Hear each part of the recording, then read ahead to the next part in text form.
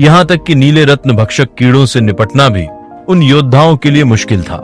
केवल कुछ प्रथम श्रेणी के प्रतिभाशाली योद्धा जैसे कि नील और युवराज विमर्शी उन्हें भड़काने की हिम्मत कर सकते थे, लेकिन बैंगनी रत्न भक्षक कीड़े नीले रंग के कीड़ों से कहीं ज्यादा शक्तिशाली थे। बुद्ध मंडल के विशेषज्ञों की तो बात ही छोड़िए, यहाँ तक कि शुक्र मंडल के विशेषज्ञ भी उनसे टकराने से डरते थे। लेकिन उन कीड़ों की आदतें बहुत नियमित थीं। आमतौर पर नीले रत्न भक्षक कीड़े 30वीं मंजिल से नीचे प्रवेश नहीं करते थे, जबकि बैंगनी रत्न भक्षक कीड़े 40वीं मंजिल से नीचे प्रवेश नहीं करते थे। अभी अभी सभी ने अपनी आंखों से नील को 40वीं मंजिल में प्रवेश करते देखा था, इसलिए राजकुमार की बातें सुनकर सभी को यकीन हो गया कि नील बैंगनी रत्न भक्षक कीड़ों को बहला फुसला कर नीचे लाया था। हालांकि नील खुद नहीं चाहता था कि ऐसा हो, लेकिन राजकुमार के आरोप का सामना करते हुए उसके हाव भाव में कोई बदलाव नहीं आया और उसने शांति से कहा, मैंने ये जानबूझकर नहीं किया। तुमने किसी की जान ले ली और तुम कह रहे हो कि तुमने ये जानबूझकर नहीं किया। वो राजकुमार नील की बातों से अभी भी संतुष्ट नहीं था, लेकिन उसकी बात सुनकर नील ने कंधे उचका दिए। हालांकि वो स्थिति का अनुमान नहीं लगा सकता था, लेकिन फिर भी वो उसका अपना निर्णय बदलने का कोई इरादा नहीं था। वो पूरे विशाल वृक्ष की खोज करेगा जब तक कि उसे कोई और जीवन पत्थर न मिल जाए। नील को अपनी अनदेखी करते देख वो राजकुमार और भी गुस्सा हो गया, लेकिन वो नील का कुछ नहीं कर सकता था, इसलिए वो केवल इतना ही कह सका, अब कोई भी अंदर न जाए। कौन जानता है कि बैंगनी रत्न भक्षण कीड़े ऊपरी मंजिलों पर वापस गए हैं या नहीं। सभी जानते थे कि वे लोग बैंगनी रत्न भक्षक कीड़ों से नहीं बच सकते थे। ऐसे में अगर बैंगनी रत्न भक्षक कीड़े वापस नहीं गए तो उन सबकी जान खतरे में रहेगी। अफसोस कोई और रास्ता नहीं है। चलो कचरे के पास ही चलते हैं, शायद हमें कुछ अच्छा मिल जाए। मुझे भी अंदर नहीं जाना, मैं भी कचरा उठाने जाऊंगा। चलो चले, वो काम यहाँ अपनी जान गंवाने से बेहतर है। तभी कई योद्धाओं ने खींचते हुए कहा। फिर वे 3 से 5 के समूहों में गोपुरम की दूसरी दिशा में चले गए। तभी राजकुमार योगेश एक कड़वी मुस्कान के साथ आगे बढ़ा और नील से पूछा, क्या आप सच में बैंगनी रत्न भक्षक कीड़ों को फुसलाकर नीचे लाए थे? उसका सवाल सुनकर नील ने सहमति में सिर हिलाया। ऐसी कोई बात नहीं थी जिसे वो स्वीकार न कर सके। कितने? राजकुमार योगेश को बाकी योद्धाओं के जीवन की परवाह नहीं थी। इसके अलावा मृत योद्धा चोल दैवीय साम्राज्य से नहीं था। मरने वाला व्यक्ति अपनी बुरी किस्मत के लिए केवल खुद को ही दोषी ठहरा सकता था। लगभग 5। नील ने बिना सोचे जवाब दिया। क्या वो एक बार में 5 बैंगनी रत्न भक्षक कीड़ों को लुभाने में सक्षम था? फिर भी यह व्यक्ति बिना किसी चोट के बच गया था। इसीलिए राजकुमार योगेश को समझ में नहीं आ रहा था कि क्या कहे। मैं आपको सलाह देता हूं कि अब अंदर मत जाओ। 40वीं मंजिल बहुत खतरनाक है। अगर आप कई बैंगनी रत्न भक्षक कीड़ों से घिर गए तो आप बच नहीं पाओगे, राजकुमार योगेश ने सलाह दी। ये सुनकर नील ने अपना सिर हिलाया, लेकिन उसके चेहरे पर कोई बदलाव नहीं आया। चाहे अंदर कितना भी खतरा क्यों ना हो, नील को अंदर जाना ही था। वहीं राजकुमार योगेश को पता था कि नील जिद्दी है, इसलिए उसने और कुछ नहीं कहा। कचरा उठाने से उन लोगों का क्या मतलब था? अचानक नील ने राजकुमार योगेश से पूछा, कचरा उठाने का? ये सुनकर राजकुमार योगेश ने मुस्कुराते हुए कहा, कचरा उठाने का मतलब है शस्त्रागार में जाकर ऐसे हथियार उठाना जो शापित न हो। इस जगह को श्वेत सम्राट गुप्त क्षेत्र कहा जाता है। ये मूल रूप से दिव्यनाग रक्त रेखा कबीले की खदान थी। दिव्यनाग रक्त रेखा कबीले के सभी लोहार इस द्वीप पर हथियारों का निर्माण करते थे और उनके सबसे प्रसिद्ध लोहार का नाम श्वेत सम्राट था। इस द्वीप का नाम भी श्वेत सम्राट के नाम पर ही पड़ा था। पूरा श्वेत सम्राट गुप्त क्षेत्र बहुमूल्य रत्नों, हथियार शोधन और इसी तरह के अन्य कार्यों के लिए जाना जाता था। यहाँ तक कि इसे दिव्यनाग रक्त रेखा कबीले का शस्त्रागार भी माना जा सकता है। जब दिव्यनाग रक्त रेखा कबीले पर हमला किया गया तो श्वेत सम्राट गुप्त क्षेत्र के लोग सभी हथियारों को नष्ट नहीं कर पाए, लेकिन वे लोग उन हथियारों को मानव जाति के हाथों में नहीं पड़ने देना चाहते थे। इसलिए उन्होंने हथियारों पर एक घातक अभिशाप डाल दिया। उस अभिशाप को हटाया नहीं जा सकता और न ही उन अभिशप्त हथियारों का उपयोग किया जा सकता है। इसलिए उन योद्धाओं की नजर में वे हथियार कचरा बन गए। लेकिन उन हथियारों की संख्या बहुत ज्यादा थी जिनमें नश्वर हथियार से लेकर आकाश हथियार तक शामिल थे और इनकी संख्या लाखों में थी। इस वजह से कुछ हथियार ऐसे भी थे जो अभिशाप से दूषित नहीं हुए थे। ऐसे में अगर कोई 1 या 2 आकाश हथियार पा सके तो ये उसके लिए बहुत बड़ा लाभ होगा। हालांकि शापित हथियारों के ढेर में से सही हथियार को खोजने की संभावना अधिक नहीं थी। इसलिए उन योद्धाओं की नजर में वो कचरा उठाने का काम बन गया था। मैं समझ गया। पूरी बात समझने के बाद नील ने अपना सिर हिलाते हुए कहा, उसे कचरा उठाने में कोई दिलचस्पी नहीं थी, इसलिए उसने फिर से जीवन पत्थर खोजने का फैसला किया। वहीं युवराज शाश्वत और राजकुमारी श्रुतिका भी कचरा उठाने नहीं गए। साथ ही युवराज विमर्श, दुर्गेश और दैवीय साम्राज्य के बाकी राजकुमार भी नहीं गए। उनके लिए अर्धदैवीय और दैवीय हथियारों के अलावा कुछ भी आकर्षक नहीं था। लेकिन उन्होंने गोपुरम में प्रवेश करने का विकल्प भी नहीं चुना।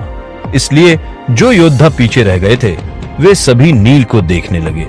नील को इस बात की परवाह नहीं थी कि दूसरे लोग उसे कैसे देखते हैं, लेकिन जब उसकी वजह से रत्न भक्षक कीड़े निचली मंजिलों पर आ गए थे तो युवराज शाश्वत और राजकुमारी श्रुतिका बहुत डर गए थे। इसलिए नील ने जाने से पहले कहा, अगर बैंगनी रत्न भक्षक कीड़े वापस ऊपर लौट गए होंगे तो मैं बाहर आकर आपको सूचित करूंगा। राजकुमारी श्रुतिका को रत्नों की खुदाई में ज्यादा दिलचस्पी नहीं थी, इसलिए उसने सिर्फ 3 बार ही प्रवेश किया था। अधिकांश समय वो गोपुरम के एक कोने में बैठी रही और नील को अंदर बाहर आते जाते देखती रही। हालांकि नील की बातें सुनकर राजकुमारी श्रुतिका भी उसे फिर से अंदर जाने के लिए रोकना चाहती थी, लेकिन कुछ देर सोचने के बाद उसने कुछ नहीं कहा।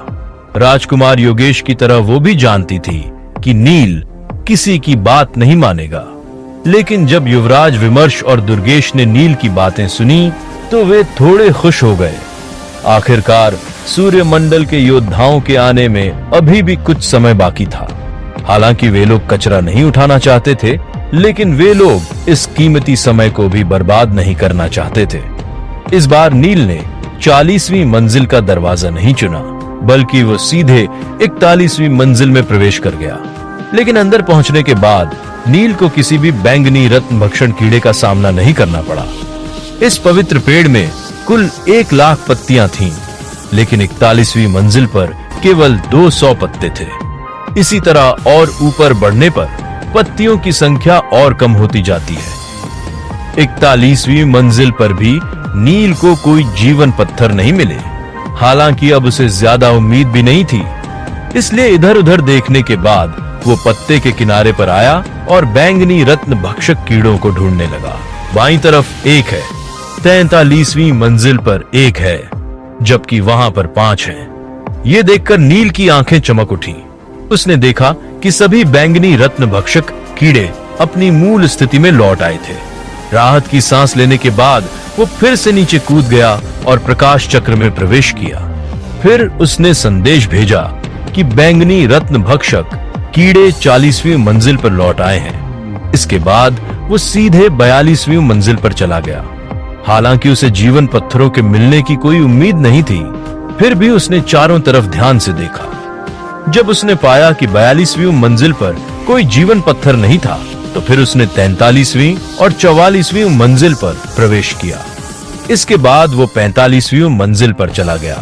वहीं युवराज शाश्वत पहले ही गोपुरम में प्रवेश कर चुका था, ताकि फिर से रत्नों को प्राप्त कर सके। हालांकि युवराजों के बीच उसकी प्रतिभा उत्कृष्ट नहीं थी, लेकिन वो सबसे मेहनती था। वहीं राजकुमारी श्रुतिका गोपुरम के एक कोने में बैठी हुई नील को गोपुरम में प्रवेश करते और बाहर निकलते हुए देख रही थी। आखिर वो इतने सारे जीवन पत्थर किसके लिए इकट्ठा कर रहा है? राजकुमारी श्रुतिका ने अपने दिल में अनुमान लगाया। तभी उसके होंठों का कोना थोड़ा ऊपर की ओर मुड़ा और उसकी आंखें थोड़ी चमक उठी। लेकिन तभी उसने नील को 45वीं मंजिल में प्रवेश करते देखा। 45वीं मंजिल। यह देखकर राजकुमारी श्रुतिका ने अपनी पलकें झपकाईं। हालांकि उसे श्वेत सम्राट गुप्त क्षेत्र के बारे में ज्यादा कुछ नहीं पता था, लेकिन वो जानती थी कि 45वीं मंजिल से 47वीं मंजिल तक अंतिम 3 मंजिलों में प्रवेश करने की कोई आवश्यकता नहीं थी, क्योंकि वहां पर मौजूद पत्तियों की परतों को बिल्कुल भी नहीं तोड़ा जा सकता। इतने सालों तक दैवीय साम्राज्यों के सूर्यमंडल विशेषज्ञों ने सभी तरह के तरीकों का उपयोग किया था, लेकिन वे 45वीं मंजिल और उससे ऊपर से कुछ भी नहीं प्राप्त कर पाए थे। ऐसे में अगर वहां पर जीवन पत्थर मौजूद भी हुए, तब भी वो उन्हें केवल देख सकता था। हालांकि नील भी इस बात को जानता था, लेकिन फिर भी उसने 45वीं मंजिल पर जाने का फैसला किया। जैसे ही नील 45वीं मंजिल पर पहुंचा, तो उसे हल्की सुगंध महसूस हुई। अजीब बात है, मैंने 44वीं मंजिल पर इस सुगंध को महसूस नहीं किया था। पता नहीं ये सुगंध कहां से आ रही है।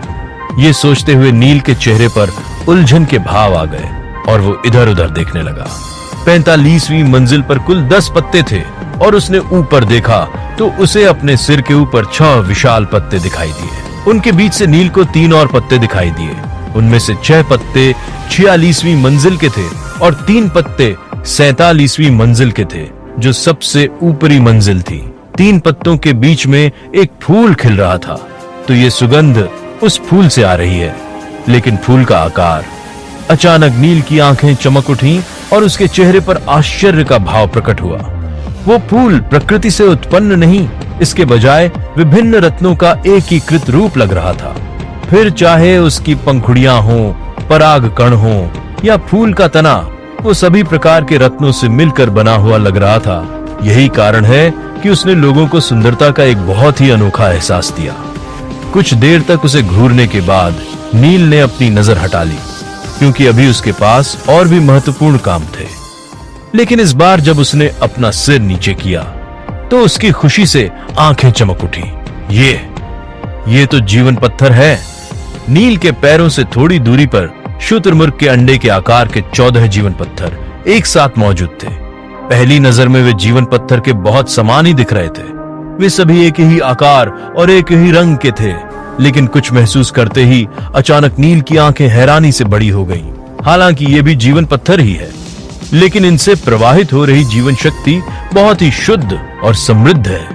जब नील ने उन्हें ध्यान से देखा, तो उसने इस बात को और भी गहराई से महसूस किया। पत्तियों की मोटी परत के बाद भी नील उनके भीतर की जीवन शक्ति को महसूस कर सकता था। सामान्य जीवन पत्थर में निहित जीवन शक्ति बहुत ही कम होती है। इस वजह से दिव्यांशी की जीवन शक्ति को भरने के लिए बहुत सारे जीवन पत्थरों की आवश्यकता थी, लेकिन उसके सामने मौजूद जीवन पत्थर सामान्य नहीं थे। इनमें से प्रत्येक पत्थर में सामान्य जीवन पत्थरों की तुलना में 1000 गुना अधिक जीवन शक्ति मौजूद थी। दूसरे शब्दों में कहें तो दिव्यांशी की जीवन शक्ति को पूरी तरह से बहाल करने के लिए इनमें से केवल एक की पर्याप्त था। उन पत्थरों को देखकर नील का मूड असामान्य रूप से उत्साहित हो गया। अगर मैं इनमें से केवल एक भी प्राप्त कर सका, तो वो भी दिव्यांशी को ठीक करने के लिए पर्याप्त होगा। इस विचार के साथ नील की आंखें उन पत्थरों पर ही टिकी रहीं। लेकिन समस्या ये थी कि 45वीं से लेकर 47वीं मंजिल पर मौजूद पत्तों की परत को सूर्यमंडल विशेषज्ञ भी नहीं तोड़ सकते थे। इसके अलावा इस बात की भी संभावना थी कि दैवीय साम्राज्यों ने इन्हें तोड़ने के लिए पितृलोक की मानव जाति से भी मदद मांगी होगी। फिर भी वे लोग अभी तक कोई समाधान नहीं निकाल पाए थे। तो क्या होगा आगे?